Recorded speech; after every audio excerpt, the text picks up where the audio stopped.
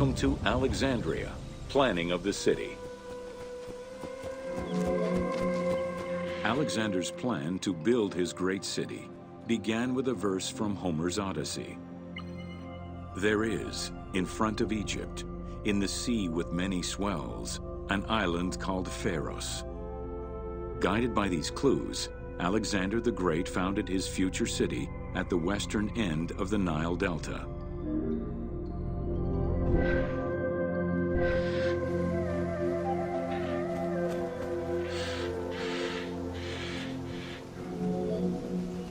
Though Alexander considered this location ideal for his great city, it presented considerable challenges.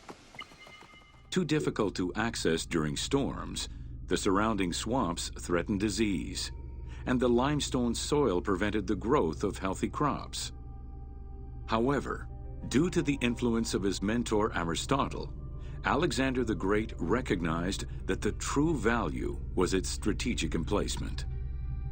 Alexander knew that in controlling Pelusium to the east, Memphis to the south, and his crowning glory Alexandria to the west, he would create a triangular stronghold, allowing him to control the entire delta while giving him access to the Mediterranean.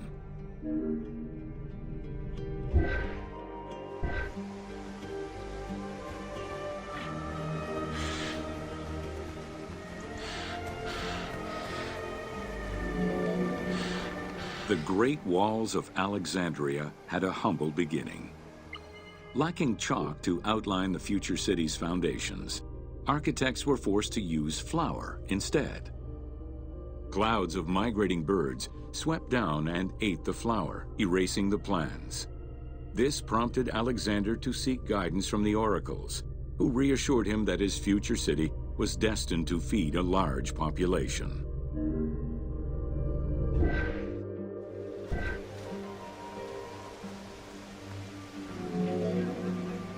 Excavations led by Mahmud Bey el-Falaki in the 19th century revealed that the wall enclosure measured approximately 5.2 kilometers in length and 2.2 kilometers in width. It was roughly 9 meters in height.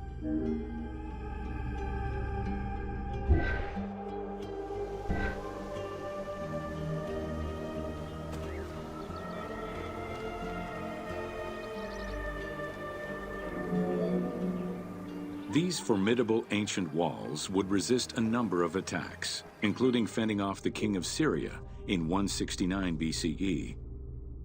It wasn't until 295 CE that they eventually fell to Roman Emperor Diocletian, and this only after 8 months of relentless assault.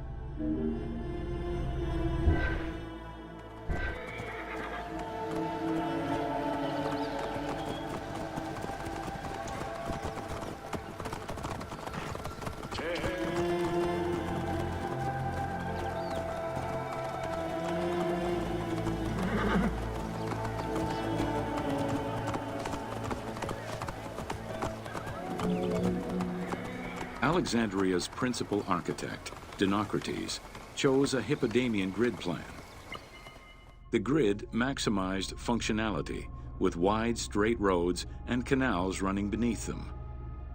Alexander recognized the military value of the city's design. The wide, parallel streets gave him optimal surveillance of the city, while allowing the unobstructed flow of troops.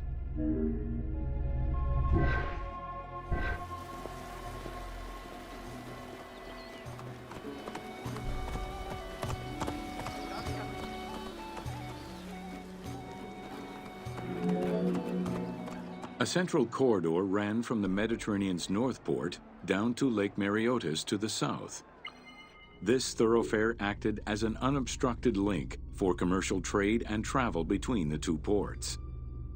Many of the streets were bordered with grand buildings and parks, including Canopic Street, with its impressive gate bordering the eastern end.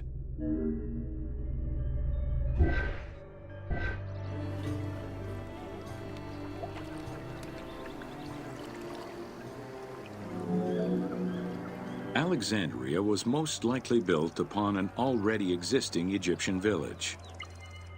Upon its completion, the Egyptians reviled the city, refusing to call it by its founder's name. Instead, they called it Raked, the building, as a mark of disdain, which was later Hellenized into Rakotis. Despite this, the name Alexandria would remain.